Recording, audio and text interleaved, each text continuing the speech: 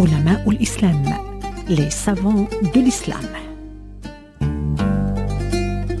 Les savants de l'islam, une émission préparée et présentée par le professeur Ahmed Jabbar.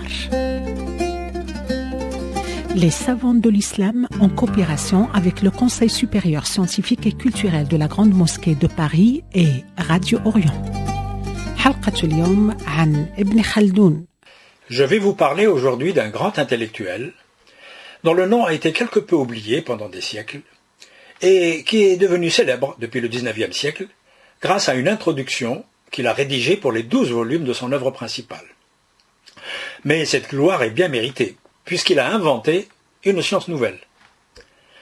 Il s'agit de Abd al-Rahman ibn Khaldoun, un Andalou de souche et un Maghrébin de naissance.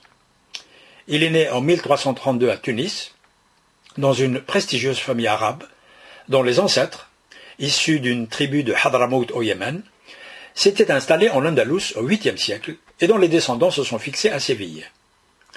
Dans la phase omeyyade de l'histoire de l'Andalous, cette famille avait un statut honorable et elle comptait dans ses rangs de grands intellectuels et des hommes de science. C'était le cas de Omar ibn Khaldoun, un mathématicien du XIe siècle, suffisamment célèbre pour que le grand bibliographe Saïd al-Andalousi lui consacre une notice dans son livre Les catégories des nations. Au XIIIe siècle, et devant le danger que représentait l'avancée de l'armée castillane, la famille décide de quitter Séville. Elle séjourne d'abord à Ceuta, puis à Bouna, la ville actuelle de Annaba, dans le Maghreb central, avant de s'installer définitivement à Tunis. Le grand-père d'Ibn Khaldoun devient un haut fonctionnaire de l'État hafside et il est sollicité plusieurs fois pour devenir ministre. Nous ne savons pas si le père avait eu un métier ou s'il avait bénéficié des biens et de la fortune de son père, puisque le fils se contente de dire, je cite, « Mon père délaissa la carrière des armes et le service des princes et se consacra à la science et à une vie recluse. » Quoi qu'il en soit, il semble que le père avait assez de temps pour s'occuper de ses 3 garçons, Abd al-Rahman et ses 2 frères, Yahya et Mohammed. C'est lui qui les a formés en grammaire, en lexicographie et en linguistique.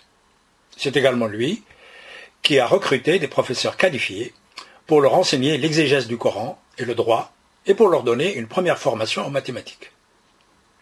En 1347, le jeune Abd al-Rahman vit des événements importants et qui auront des conséquences heureuses pour sa formation. C'est en effet l'année où le roi mérénide Abul Hassan décide de conquérir la partie orientale du Maghreb. Comme c'était la tradition, le roi était accompagné par tous les hommes de science qui avaient le privilège de faire partie de sa cour. Le père du jeune Abd al-Rahman profite de cette occasion exceptionnelle.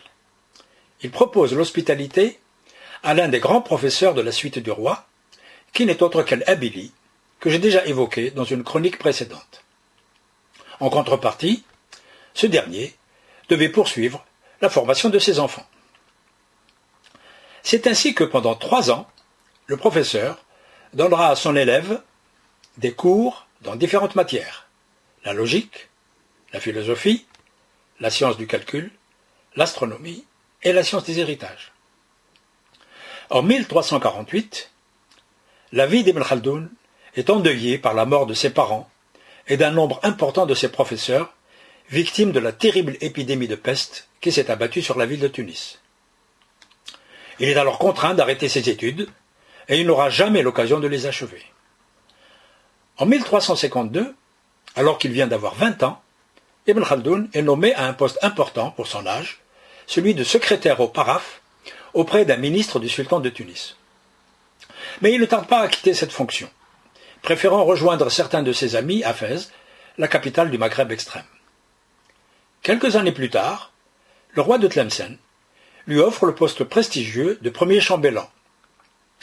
Mais il décline la proposition pour les dangers qu'elle pouvait représenter et par peur de trop s'éloigner du travail intellectuel, comme il le dit lui-même en ces termes, je cite, « Je m'abstins de m'exposer aux périls inhérents à cette charge, ayant renoncé au mirage des titres et souffrant d'avoir longtemps négligé la science. Je ne voulais plus me mêler des affaires des rois et je mis tout mon zèle à étudier et à enseigner. » Mais il n'hésite pas à se déjuger lorsque, en 1355, il accepte d'être nommé secrétaire personnel du roi mérinide Abou Inan. Il restera à ce poste pendant 9 ans. Puis l'ambition reprend le dessus. Il fait l'erreur de prendre parti pour un prétendant au trône. Ce dernier échoue dans sa tentative de prise du pouvoir et Ibn Khaldoun se retrouve en prison. Il y restera pendant presque 2 ans. Après sa libération, il est sollicité par le roi de Grenade, qui le charge d'une ambassade auprès du roi de Castille. Au cours des 10 années suivantes, c'est-à-dire entre 1365 et 1375, il occupe différents postes politiques. Ministre des princes Hafsid de Béjaïa, négociateur au nom du roi de Tlemcen et envoyé spécial du roi mérinide auprès de tribus dissidentes.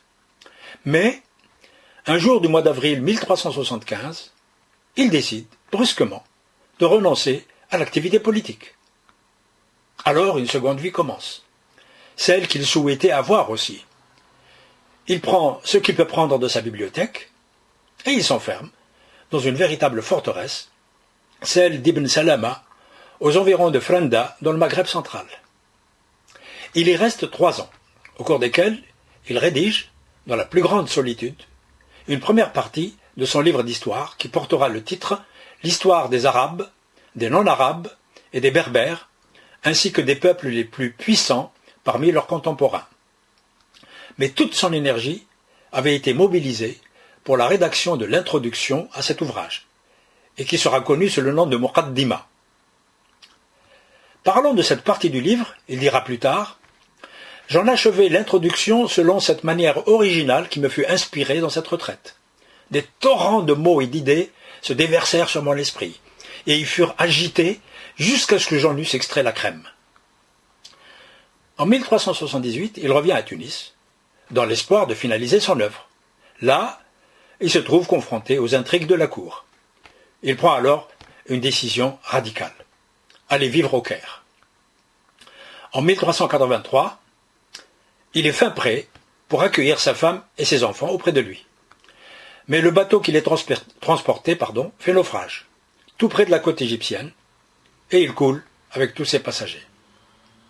Alors, sans famille, loin de son pays natal, Ibn Khaldoun commence une vie d'exilé, qu'il supportera quand même grâce à de nouvelles activités, et surtout à la poursuite de la rédaction de son livre d'histoire, qu'il achèvera avant sa mort en 1406.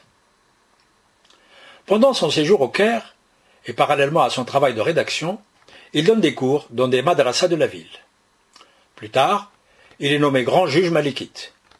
Il occupe ce poste 6 fois, mais il en est révoqué 5 fois, sous la pression de notables proches du pouvoir, qui le trouvaient trop sévère dans ses jugements contre les personnes accusées de corruption.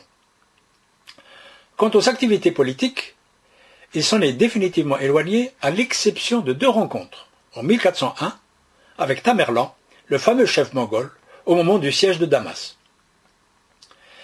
Concernant les publications d'Ibn Khaldoun, beaucoup de personnes sont convaincues qu'il n'a écrit que son livre d'histoire, et la fameuse Muqaddima, qui en est l'introduction générale.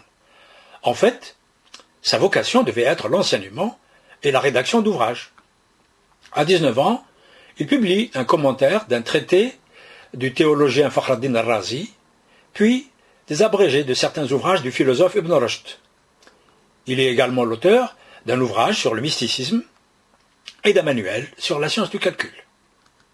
Mais il est vrai qu'il s'est concentré très tôt sur son projet d'une histoire universelle et que pendant des décennies, il a réfléchi secrètement et dans la plus grande solitude intellectuelle à l'élaboration d'une science nouvelle, à qui il a même donné un nom, la science de la société humaine. Et c'est sa Muqaddima qui contient les premiers éléments de cette science que les spécialistes qualifient d'anthropologie sociale et politique. D'ailleurs, Ibn Khaldoun n'a pas attendu le jugement des autres sur le caractère novateur de sa démarche. Il l'affirme lui-même en ces termes « Dieu m'a favorisé de son inspiration. Il m'a fait découvrir une science dont il m'a fait l'interprète sincère et exact. Si j'ai omis un point quelconque, ou si j'ai confondu certains de ces problèmes avec ceux d'une autre discipline, c'est au critique rigoureux de redresser ses fautes. Mais on me reconnaîtra un mérite, celui d'avoir ouvert la route et indiqué la direction à suivre.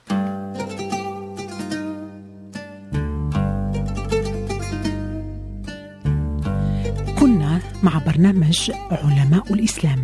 C'était les savants de l'islam. Les savants de l'islam, une émission préparée et présentée par le professeur Ahmed Jabbar. Les savants de l'islam, en coopération avec le Conseil supérieur scientifique et culturel de la Grande Mosquée de Paris et Radio Orient.